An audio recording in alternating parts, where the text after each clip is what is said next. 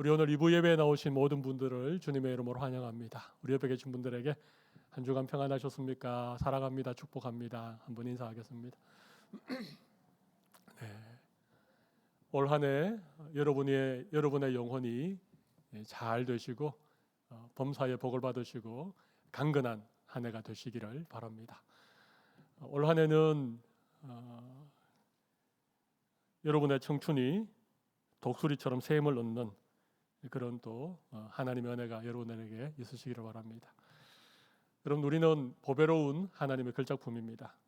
믿음의 정체성을 늘 가지고 어떤 상황에서도 어깨를 펴고 당당하게 그렇게 믿음으로 살아갈 수 있는 한 해가 되시기를 바랍니다. 오늘 말씀 들을 때도 어깨를 이렇게 펴고 그렇게 말씀을 들으시면 좋겠습니다. 제가 여러분에게 한 가지 축복을 오늘 더 하고 싶습니다. 오늘 여러분에게 축복할 말씀은 물된 동산 같은 인생이 되시라는 겁니다. 우리 옆에 계신 분들에게 물된 동산 같은 인생이 되십시오. 서로 한번 축복하겠습니다. 네. 여러분 모두 올 한 해 하나님의 은혜를 받으셔서 물된 동산 같은 그런 한 해가 되면 좋겠습니다. 여러분, 이사야 선지자는 우시야 왕이 죽던 해부터 요담 왕, 또 아하스 왕, 그리고 우리가 잘 아는 히스기야 왕 때까지 활동했던 선지자입니다. 하나님께서 이사야에게 그가 살았던 그 시대에 하나님의 말씀을 주셨고 하나님의 말씀을 대언했던 선지자가 이사야 선지자입니다. 근데 이사야는 자기가 활동했던 그 당시대뿐만 아니라 그 후에 일어날 일들, 특별히 유대가 바벨론이라고 하는 나라에 망하게 되는, 예루살렘 성이 무너지고 많은 백성들이 바벨론의 포로로 끌려가 그곳에서 이 어려운 시간을 보낼 것도 예언을 했습니다. 그리고 포로로 끌려가서 70년 동안 포로 생활하는 것뿐만 아니라 70년 포로 생활이 끝나면 다시 고향 예루살렘으로 돌아와서 그곳에서 살아가는 포로기 이후의 삶에 대한 예언도 했습니다. 이사야의 예언이 거기까지겠습니까? 아니죠. 이사야는요, 그 후로부터 거의 한 400년이 지난 그때에 예수님께서 이 땅에 오실 것을, 고난의 종으로 예수님께서 처녀의 몸에서 태어나실 것도 이사야는 다 예언을 했습니다. 어떤 사람들은 이 이사야 선지자가 어떻게 자기 시대뿐만 아니라 예루살렘이 망하는 그런 예언을, 또 바벨론 포로에서 돌아와서 다시 무너진 예루살렘 성을 다시 일으켜 세우고 포로기 이후에 어떤 삶에 관한 예언까지 할 수 있을까? 이건 인간적인 어떤 그런 머리로는 이해가 될 수 없기 때문에 이사야서를 1장부터 66장에 이르는 이사야서를 제1이사야, 제2이사야, 제3이사야 이렇게 세 부분으로 이사야서를 나눕니다. 제1이사야는 이사야가 자기 시대에 우시야, 요담, 아하스, 히스기야 왕 시대에 기록한 말씀, 그리고 제2이사야는 바벨론에 예루살렘이 망하고 포로로 끌려갔을 때 활동했던 제2이사야라고 하는 사람이 기록한 말씀, 그리고 이사야서 56장부터 마지막 66장은 이제 포로가 끝나고 다시 예루살렘으로 돌아와서 살아가던 때 있었던 제3이사야가 기록한 말씀, 이렇게 이사야서를 제1이사야, 제2이사야, 제3이사야 이렇게 나눕니다. 자, 여러분의 생각에는 어떤 게 옳다고 생각합니까? 이사야 선지자 한 사람이 하나님께서 주신 예언을 받아서 자기 시대뿐만 아니라 포로 시대, 포로 이후의 시대를 다 예언한 말씀이 이사야서다. 아니다. 이사야서는 적어도 세 사람 이상의 선지자가 그 시대마다 기록한 말씀이다. 어떤 게 맞다고 생각하십니까? 자유주의 신학자들은 하나님을 그렇게 신뢰하지 않는 것 같습니다. 하나님 역사의 주관자이시고 하나님이 먼 미래의 일까지 하나님이 모든 계획과 섭리 가운데 이루어 가신다는 사실을 그렇게 신뢰하지 못하기 때문에 인간적인 어떤 생각을 가지고 이사야서를 이렇게 세 부분으로 나눕니다. 그러나 저는 그렇지 않다고 생각합니다. 하나님은 천지를 창조하신 분이고 이 역사의 마지막 날까지 역사를 주관하고 역사를 승리해 가시는 분이십니다. 이사야 선지자를 통하여서 장래에 일어날, 미래에 일어날 모든 일들을 하나님께서 말씀해 주셨다고 저는 믿습니다. 오늘 우리가 읽었던 이사야 58장은 바로 이 바벨론이라고 하는 나라에 포로로 끌려가서 거기서 70년이라고 하는 긴 세월 동안 그곳에서 포로 생활을 하다가 다시 이 페르시아 왕 고레스라고 하는 왕이 칙령을 내려서 다시 이 유대인들을 자기의 고향 본토인 예루살렘으로 돌아오게 한, 그래서 그들이 그토록 바라던 예루살렘으로 돌아와서 일어난 일들에 대해서 이사야 선지자를 통하여서 우리에게 예언해주고 있는 것입니다. 여러분 한번 생각해 보십시오. 나라가 망하고 저 먼 바벨론이라고 하는 나라에 포로로 끌려가서 거기서 몇 년이 지났다고요? 70년이 지났습니다. 아마 포로로 끌려왔던 1세대, 포로 1세대들은 거의 다 아마 그 먼 타국에서 세상을 다 떠났을 것입니다. 그리고 지금 예루살렘으로 돌아오는 사람들은 아주 어린 나이에 포로로 끌려갔던 사람들 중에 몇몇, 아니면 거의 대부분은 그 바벨론 땅에서 태어난 포로 2세들일 것입니다. 그들이 예루살렘으로 돌아오는 것입니다. 여러분, 바벨론에서 70년을 살았다고 생각해 보세요. 여러분 70년을 살면 바벨론의 모든 삶이 다 거기 있습니다. 그죠? 우리도 이민 와서 20년, 30년 사니까 이제 우리의 모든 생활이 이곳에 있지 않습니까? 근데 바벨론에서 70년을 살았기 때문에 모든 삶의 기반이 다 그곳에 있는데, 그래도 이 유대인들은 예루살렘 그 고향 땅을 늘 그리워했습니다. 그리고 그곳에 돌아갈 날들을 꿈꾸고 그곳에 다시 하나님께서 우리를 돌려보내실 그날을 희망하면서 그렇게 포로 생활들을 지내온 것입니다. 드디어 70년이 되어서 고레스 왕이 칙령을 내려서 포로들을 다시 예루살렘 고향으로 돌려보냅니다. 여러분, 그들이 예루살렘으로 돌아올 때 어떤 마음이었는지를 한번 생각해 보십시오. 한 번도 가보지 못했지만 아버지에게, 할아버지에게 들었던 그 예루살렘 성, 영광스러운 예루살렘 성전이 서 있고 그 땅에 대해서 얼마나 많은 기대와 얼마나 많은 설렘을 가지고 예루살렘으로 돌아왔겠습니까? 근데 막상 예루살렘에 돌아와 보니까 현실은 어떻습니까? 성벽은 다 무너지고 성문은 불에 타버리고 그 영광스러웠다는 예루살렘 성전은 다 무너져 버렸습니다. 폐허가 되어버렸습니다. 황폐한 땅이 되어버렸습니다. 기초가 무너지고 길들이 다 파헤쳐지고 정말 사람이 살 수 없는 그런 곳이었습니다. 여러분, 그때 이 포로에서 돌아온 이 유대인들의 그 실망감, 그들에게 있는 그 어떤 너무나도 슬픈 그런 마음들, 여러분 그런 상황이었습니다.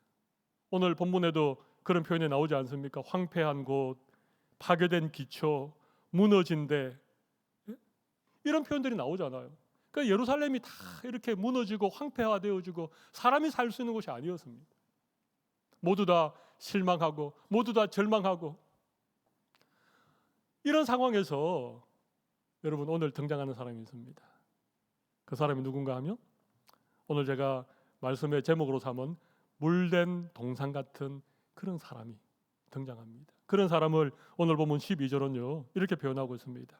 너를 일컬어 무너진 데를 보수하는 자, 무너진 데를 보수하는 자, 또 길을 수축하여 그할 곳이 되게 하는 자. 여러분, 물된 동상 같은 사람이 누구라고요?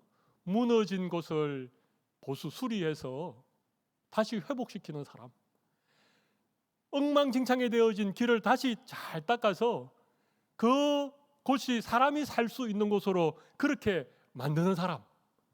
여러분, 이런 사람이 누구라고요? 물된 동상 같은 사람이라는 것입니다. 여러분, 물된 동상 같은 사람이 있으면 무너진 가정이 회복이 되어집니다. 참 놀랍습니다. 물된 동상 같은 사람이 어떤 공동체에 있으면 그 공동체가 하나님의 은혜를 누리게 되어집니다. 저는 오늘 우리 사랑의 교회 모든 성도들이 무너진 데를 다시 보수하는, 길을 다시 닦아서 사람 살만한 곳으로 그렇게 회복시키는 물된 동산 같은 그런 인생을 살아가는 우리 모든 성도들이 다 되시기를 간절히 바랍니다. 아멘이시죠? 네, 그렇습니다. 여러분, 물된 동산이라고 하는 표현이 있지요. 여러분, 이 표현 잘 알지요. 물된 동산이라는 축복성도 있습니다. 물된 동산 많이 들어봤는데, 여러분, 물된 동산이 어떤 의미겠습니까?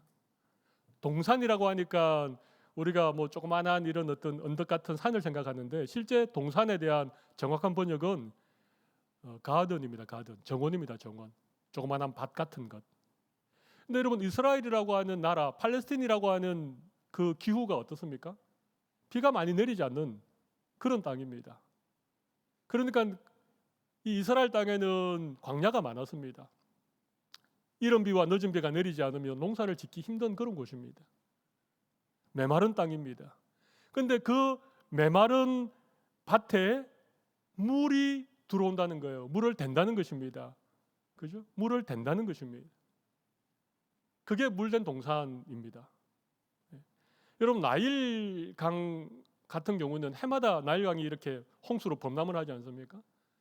그러면 나일강 하류에 있는 그 삼각지는요, 너무너무 비옥한 땅입니다. 항상 물이 풍성하고 항상 나무가 잘 자라고 곡식이 많이 잘 되는 그런 지역입니다. 여러분, 메소포타미아라고 들어보셨습니까? 비옥한 초승달. 메소포타미아의 뜻이 비옥한 초승달이라는 뜻인데, 유프라테스 강이 흐르고 티그리스 강이 흘러서 그 사이에는요 항상 물이 풍성한 곳입니다. 그곳에는 농사도 잘 되고 사람이 살만한 곳입니다. 근데 여러분, 팔레스틴, 이스라엘이 있는 나라는요 척박한 땅입니다. 메마른 땅입니다. 그 땅에는 하나님이 비를 내리지 않으면 사람 살 수 있는 곳이 아닙니다. 물된 동산이라고 하는 그런 의미예요. 태어나 보니까 금수저를 물고 태어났다. 내가 뭐 가진 것도 많고 재능도 뛰어나서 그래서 내 삶이 풍성한 그런 인생을 물된 동산이라고 하지 않습니다. 아무것도 없는데, 보잘것없는 인생인데 어느 날 하나님께서 은혜를 주시는 것입니다. 마치 메마른 땅에 물을 데워주는 것처럼 하나님의 은혜를 받고 보니까 그때부터 내 삶이 달라지는 거예요. 메마른 땅에 싹이 돋아나고 열매가 맺히고, 그게 물된 동산 같은. 여러분, 어린 소녀 하나가 교회를 나가기 시작했습니다. 근데 그 집은요 연초에는 전보고 어려운 일이 생기면 무당 불러서 굿하고 미신을 숨기는 그런 집인데, 어린 소녀 하나가, 그 집 딸 하나가 전도를 받아서 교회를 나가기 시작했어요. 부모들이 핍박합니다. 못 가게 합니다. 그래도 나가서 하나님 아버지, 우리 집을 도와주세요. 우리 엄마 아빠를 예수 믿게 해주세요. 근데 어느 날 이 소녀의 눈물의 기도를 하나님이 들으시고 그 가정에 구원의 은혜를 베풀어 주시는 거예요. 그래서 이 소녀는 그 가정에 복음의 씨앗을 뿌리는 선교사 같은 삶을, 여러분, 이런 소녀의 삶을 물된 동산 같은 인생이라고 하는 것입니다. 물된 동산 같은 한 사람이 있으면 가정이 다시 회복이 되어집니다. 공동체가 부흥합니다. 올 한 해 여러분들이 여러분의 가정에 물된 동산, 여러분의 직장에 물된 동산, 여러분이 살아가는 여러분의 삶의 자리에서 물된 동산 같은 그런 인생을 살아내실 수 있기를 간절히 바랍니다. 물된 동산은 그런 의미입니다. 오늘 본문을 보면 물된 동산에 대해서 한 3가지 정도의 설명이 있는데요. 여러분 한번 보겠습니다. 먼저 여러분 10절을 한번 볼까요? 10절 보면, 줄인 자에게 내 심정이 동하며 괴로워하는 자의 심정을 만족하게 하면, 그죠?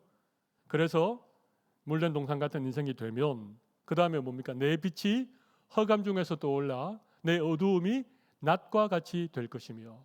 여러분, 물된 동산은요 어둠으로 가득함, 허감이 깊이 있는 그곳에 한 줄기 빛과 같은 그런 삶을 살아가는 사람을 물된 동산과 같은 인생이라고 합니다. 여러분, 어두움은 뭡니까? 어두움은 혼돈이고, 어두움은 절망이고, 예? 여러분, 어두움은 아무런 희망이 없는 그런 상황인데, 거기에 물된 동산 같은 사람이 빛을 비춘다는 것입니다. 한 줄기 희망의 빛을 비춘다는 것입니다. 그러면 그 어둠으로 가득 차 있는 곳이 마치 낮처럼, 태양이 환하게 비치는 낮처럼 그렇게 변화된다는 것입니다. 어두운 곳에 희망의 빛을 비출 수 있는 우리 성도들이 되시기를 바랍니다. 그죠? 정말 그런 것 같아요. 어떤 공동체에 이 물된 동산 같은 사람이 있으면 다 그 사람이 있으면 뭔가 좀 마음이 안심되는 것 같아요. 그 사람이 있으면 뭔가 좀 잘 될 것 같은 그런 믿음을 주는 사람이 있지 않습니까? 어두움에 빛을 비추는. 여러분, 빛은 밝은 것이고 환한 것이고, 빛은 기쁜 것이고, 빛은 감사하는 것이고, 그러니까 빛과 같은 역할을 하는 거예요. 어둡고 혼돈스럽고 절망이 가득하고 암울한 그런 상황에서 물된 동산 같은 사람이 있으면 그 사람이 빛을 비추어서 주위를 환하게 한다는 것입니다. 올 한 해 우리 모두 주위를 환하게 비추는 그런 빛과 같은 귀한 삶을 살아가시기를 간절히 바랍니다. 요즘 우리 마태복음을 매일 성경을 통해서 묵상하고 있는데, 우리 예수님도 그러셨잖아요. 너희는 세상의 빛이다. 우리 스스로는 빛이 될 수 없지만 예수님께서 생명의 빛으로 우리에게 복음의 빛을 비추어 주시면 그 빛을 또 누군가에게 이렇게 반사해서 어두운 곳을 환하게 밝힐 수 있는 그런 인생이야말로 물된 동산 같은 인생입니다. 여러분, 또 한 가지는요, 우리 오늘 본문 11절을 한번 보겠습니다. 물된 동산 같은 인생에 대해서 11절은 이렇게 설명하고 있습니다. 여호와가 너를 항상 인도하여 메마른 곳에서도 내 영혼을 만족하게 하며 내 뼈를 견고하게 하리니 너는 물된 동산 같겠고 물이 끊어지지 아니하는 샘 같을 것이라.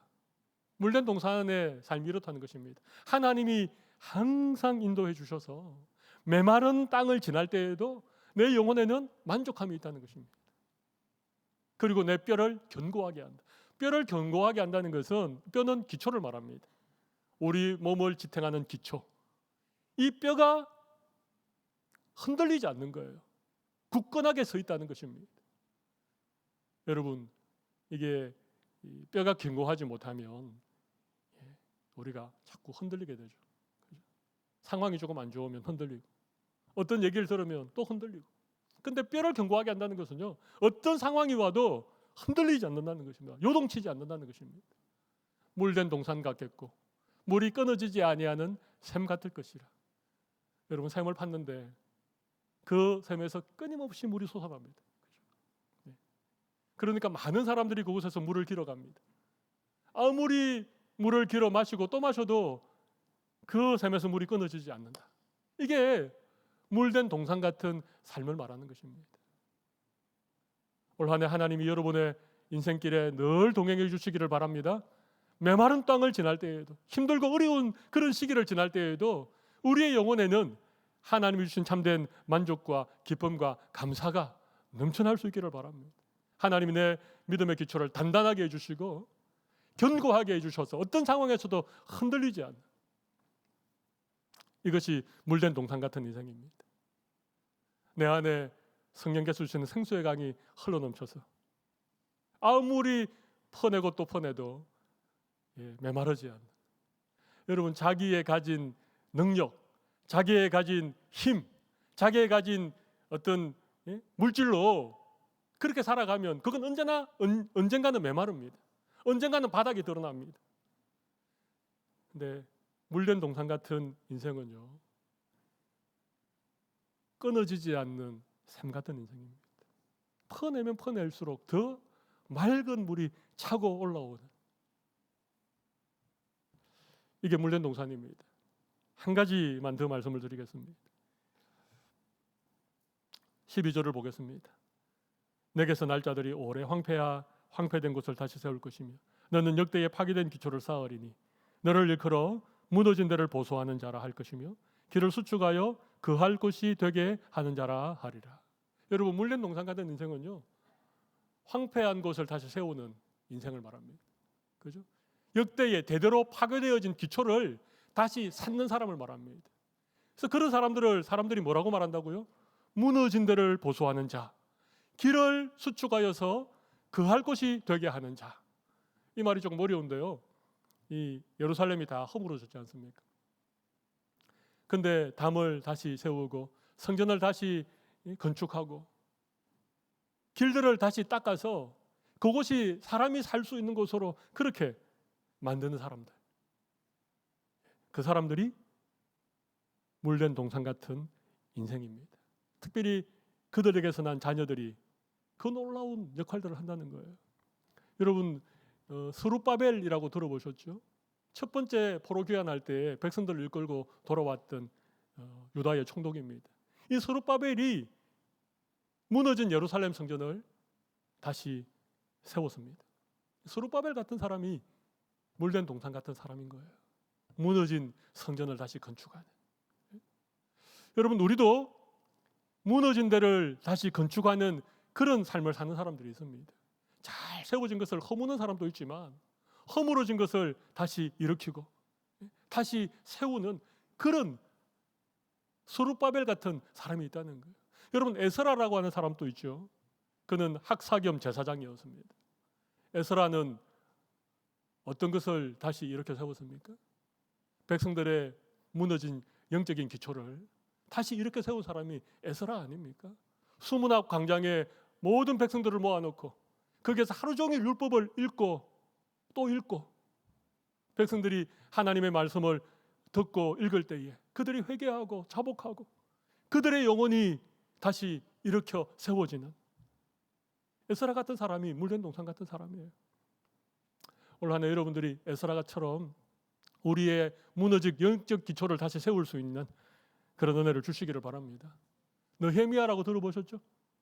느헤미야는 세 번째 이렇게 귀환했던 사람인데 느헤미야는요 페르시아 제국의 술 맡은 관원이었습니다. 지금으로 말하면 대통령 비서실장이었습니다.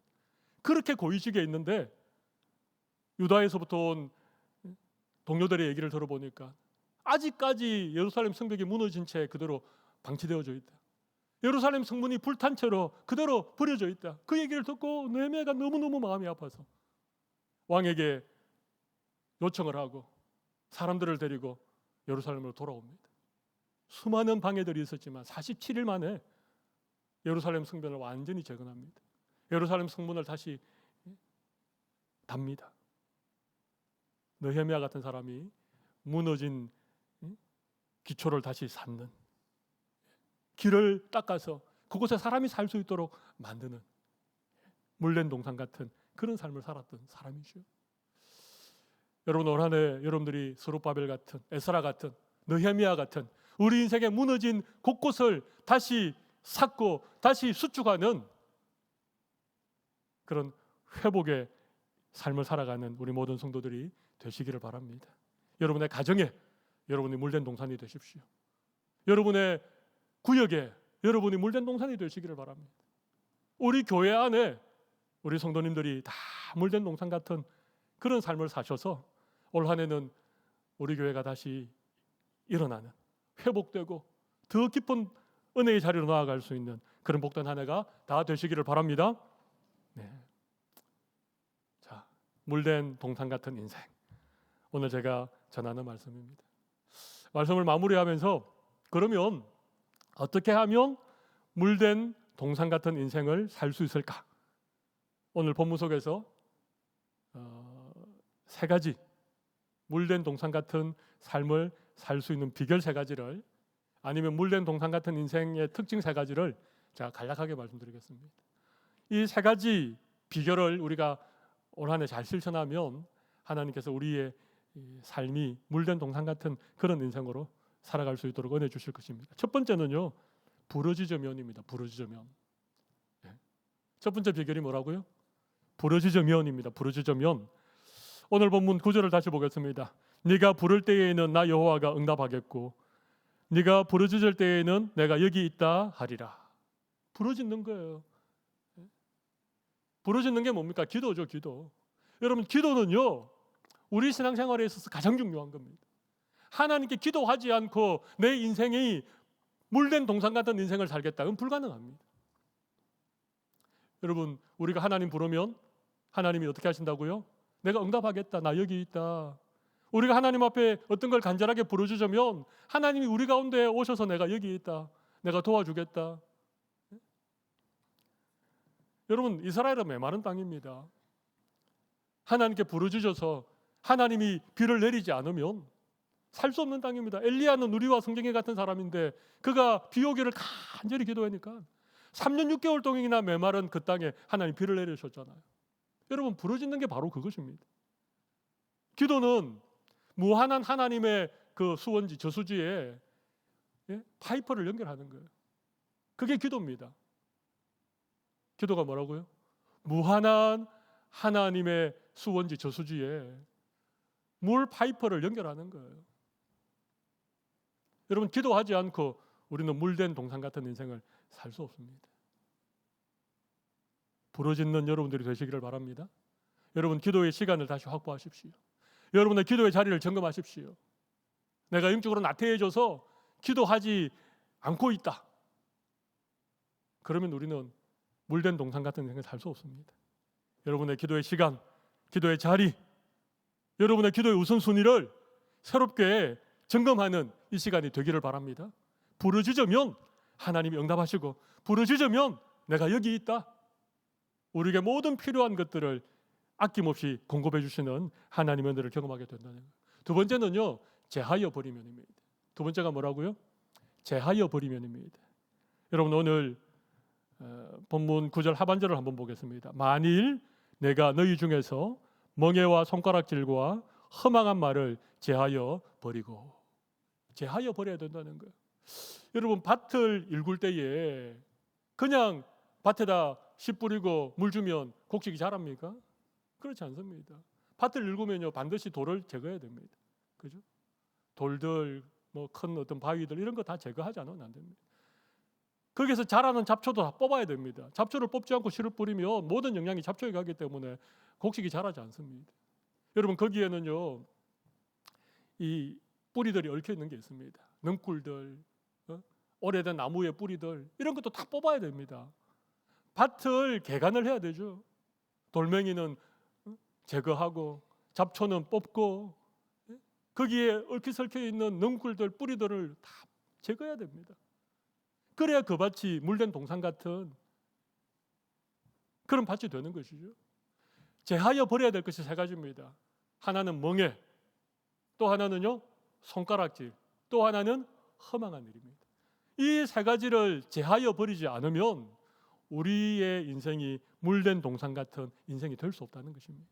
여러분, 멍에가 뭔가 하면요, 오늘 읽진 않았지만 이사야 58장 6절을 한번 보시겠습니다. 거기 보면 내가 기뻐하는 금식은 흉악의 결박을 풀어주며 멍에의 줄을 끌려주며 압제당하는 자를 자유하게 하며 모든 멍에를 꺾는 것이 아니겠느냐. 멍에는 다른 게 아닙니다. 멍에는 흉악의 결박을 이렇게 묶어 놓는 것입니다. 그죠? 줄로 사람을 이렇게 묶어 놓는 것입니다. 그걸 풀어주고 그걸 끌어준다는 것입니다. 그게 멍에를 제하여 버리는 것입니다. 내가 가진 어떤 권력이나 내가 가진 어떤 그런 재력을 가지고 다른 사람을 압제하는 것. 이게 여러분 멍에입니다. 멍에. 다른 사람에게 멍에를 씌우는 것입니다. 권력을 이용해서 타인에게 불이익을 주는 일체의 행위. 이게 멍에입니다. 자기가 가진 권력을 이용해서 다른 사람에게 불이익을 주는 일체의 행위. 거기에 억압도 있을 것이고 지나친 간섭도 있을 것이고 이게 멍에라는 것입니다. 여러분, 이 멍에를 꺾어버리지 않으면, 이 멍에를 제하여 버리지 않으면 우리는 물된 동상 같은 인생이 될 수 없다는 거예요. 두 번째는요, 손가락질이라고 합니다. 손가락질. 여러분, 손가락질을 하니까 어떻게 생각합니까? 다른 사람 비난하고 다른 사람 비판하고 다른 사람 정죄하는 걸 말하는 거예요. 그게 손가락질 아닙니까? 제가 손가락질에 대한 이미지를 좀 찾아봤습니다. 구글을 검색해서 찾아보면 전부 다 이게 손가락질이더라고. 저는 손가락질을 이렇게 하면 의미가 있겠다 생각하고 요런 걸 찾아보니까 이렇게 이미지가 나온 건 거의 없습니다. 그래도 한두 개는 있긴 있더라고. 여러분, 손가락질을 제가 왜 이렇게 이미지를 설명을 드리고 싶은가 하면요, 여러분, 다른 사람을 향해서 손가락질을 하면 나머지 세 개의 손가락은 전부 다 자기를 향합니다. 맞죠? 근데 마지막 한 가지는 어디를 향합니까? 하나님을 향하는 거예요. 여러분, 손가락질이라고 하는 것이 뭐 이것도 사실 마찬가지입니다. 남에게 손가락질하면요, 나머지 세 개의 손가락이 자기에게 향하는 거죠. 자기의 눈에 있는 덜보는 보지 못하고 다른 사람의 눈에 있는 티끌을 찾아내는 게 손가락질이라고 하는 것입니다. 이걸 제거하지 않으면 우리는 결코 물된 동상 같은 삶을 살 수가 없는 것입니다. 올 한 해 손가락질 하던 이 손가락질을 다 제하여 버리는 여러분들이 되시기를 바랍니다. 네. 여러분, 다른 사람 비난하지 마십시오. 다른 사람 정죄하지 마십시오. 네. 세 번째는요, 허망한 말입니다. 허망한 말. 허망한 말은요, 거짓되고 누추한 말을 말합니다. 예. 여러분, 우리는 참 이 말의 실수가 많습니다. 그죠? 네. 거짓말 할 때가 있습니다. 다른 사람의 얘기를 왜곡시킬 때도 있습니다. 어떤 데는 자기 생각을 덧붙여서 부풀릴 때도 있습니다. 이게 다 허망한 말입니다. 덕이 되지 않는 말들, 다른 사람들을 흉보는 말들, 뒤에서 수군수군거리는 말들, 확인되지 않는 소문을 계속해서 유포하는 이런 이게 허망한 말입니다. 여러분, 이런 말을 우리가 계속하고 있는 동안에는 우리의 인생이 절대 물된 동상 같은 인생이 될 수 없다는 것입니다. 제하여 버리면 세 가지가 뭐라고요? 멍에와 손가락질과 허망한 말입니다. 여러분, 올 한 해 우리 안에는 이런 돌들, 잡초들, 이 나쁜 뿌리들, 이런 것들을 다 제거하고 우리의 마음이 옥토와 같이 되어서 풍성한 열매를 맺고 그 열매가 내 삶을 충족시킬 뿐만 아니라 내 주위에는 많은 사람들도 이렇게 충족시킬 수 있는 그런 물된 동상 같은 인생이 되시기를 바랍니다. 세 번째는요, 심정이 동하면입니다. 첫 번째가 부르짖으면, 두 번째가 제하여 버리면, 세 번째가 뭐라고요? 심정이 동하면입니다. 오늘 본문 10절을 한번 보겠습니다. 줄인 자에게 내 심정이 동하며 괴로워하는 자의 심정을 만족하게 하면, 그죠? 우리의 마음이 동한다는 것입니다. 줄인 자를 보면, 괴로운 자를 보면 우리의 마음이 동한다는 것입니다. 여러분, 마음이 동한다, 심정이 동한다, 어떤 의미인지 여러분 이해가 되시죠? 그들을 막 불쌍히 여기는 마음, 그들에게 뭐라도 좀 도와주고 싶은 마음, 얼마나 고통스러울까, 얼마나 배가 고플까, 그런 걸 공감해주는 그런 마음, 이게 심정이 동하는 것입니다. 하나님은 이스라엘 백성들에게 율법을 주실 때에 항상 고아와 과부, 그리고 나그네 된 사람들, 그리고 사회적으로 약한 사람들을 항상 도우라고 하셨습니다. 그래서 이스라엘 백성들이 추수할 때는요, 이 밭에 내 모퉁이에 있는 곡식은 추수를 안 합니다. 그죠? 왜 안 합니까? 그 모퉁이에 있는 곡식들을 나그네들이 먹고 고아와 과부와 가난한 백성들이 그거 가지고 그렇게 끼니를 이어서 살아갈 수 있도록 하나님 그렇게 명령하셨습니다. 여러분, 이삭을 벨 때에 땅에 떨어진 이삭을 줍습니까? 줍지 않습니까? 줍지 않습니다. 그러면 추수하는 사람들 뒤를 따라다니던 가난한 고아나 과부들이 그 떨어진 이삭을 주어서 그것으로 살아가는 것입니다. 하나님은 항상 그렇게 말씀하셨습니다. 너희 가운데 가난한 자는 항상 있을 것이다. 그들을 너희들이 돌보고 그들과 함께, 여러분, 오늘 우리가 읽지는 않았지만 이사야 58장 6절을 한번 7절을 한번 보겠습니다. 7절 보시면, 또 줄인 자에게 내 양식을 나누어 주며 요리하는 빈민을 집에 들이며 헐벗은 자를 보면 입히며 또 내 권력을 피하여 스스로 숨지 아니하는 것이 아니겠느냐. 줄인 자에게는 뭘 주라고요? 먹여라는 것입니다. 요리하는, 집이 없어서 한밤중에 잠잘 곳이 없는 사람들은요, 자기 집으로 들이라는 거예요. 헐벗은 사람들, 그런 사람들을 보면 자기 옷을 벗어서 그 사람에게 입히라는 것입니다. 여러분, 이게 심정이 동하는 것입니다. 권력을 피하여 스스로 숨지 아니하는 것. 여러분 이 말씀은 좀 어렵지요. 이스라엘은 이게 그 권력은 친척을 말하죠. 일가 친척. 그 친척에게 큰 빚이 있어서 자기가 살던 집도 이렇게 뺏기고 자기가 살던 땅도 남들에게 이렇게 뺏기면 그 사람의 빚을 대신 갚아주어서 그 사람의 땅을 보존시켜주는 이런 법칙이 있었습니다. 그걸 기업 물을자라고 합니다. 기업 물을자.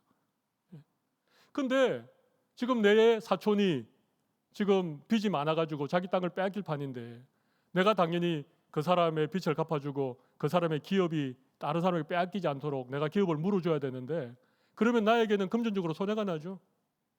그러니까 그 사람을 자꾸 피하여 다니는 겁니다. 안 마주치려고. 그렇게 하지 말라는 것입니다. 나에게 좀 불이익이 오고 금전적으로 손실이 나도 내 친척, 내 권력 그 사람들을 내가 도우라는 것입니다. 여러분 이게 심정이 동하는 거예요. 우리 예수님이 이 땅에 오셔서 가장 먼저 하신 사역이 뭡니까? 물론 복음을 선포하셨지만 병든 자들, 중풍병 걸린 사람, 간질 걸린 사람들 이런 사람들을 예수님 다 고쳐주셨어요. 여러분 예수님 당시에 여러분 변변한 의료시설이 있었겠습니까? 의사들이 많았겠습니까? 그렇지 않습니다. 그때는 몸에 병이 걸리면요 그 병을 고스란히 다 본인이 짊어지고 가야 됐습니다. 그 병 때문에 많은 사람들이 그냥 치료받지 못하고 죽었습니다. 어쩌다가 자연적인 치료가 되어줘도 그 후유증 때문에 너무너무 고통스러운 삶을 살아가는 사람들이 너무 많았습니다. 근데 예수님이 이 땅에 오시니까 정말 병자들이 많은 거예요. 근데 우리 예수님이 목자의 심정을 가지고 목자가 없어서 유리하는 양떼를 바라보는 그런 마음으로 그 병자들을 다 고쳐주셨습니다. 이게 예수님의 마음 아닙니까? 이런 마음이 우리에게 있으면 우리 주위에 힘든 사람들, 괴로워하는 사람들, 굶주린 사람들, 아픈 사람들 그런 사람들을 생각하면 마음이 동해서 뭐라도 하나 갖다 주고 싶고 한 번이라도 좀 찾아가서 기도라도 해주고 싶고 이런 마음들이 동하는 사람들이 물된 동상 같은 인생을 산다는 거예요. 참 신기합니다. 너무너무 신기한 게요.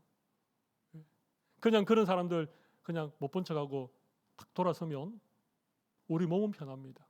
근데 마음이 불편해요.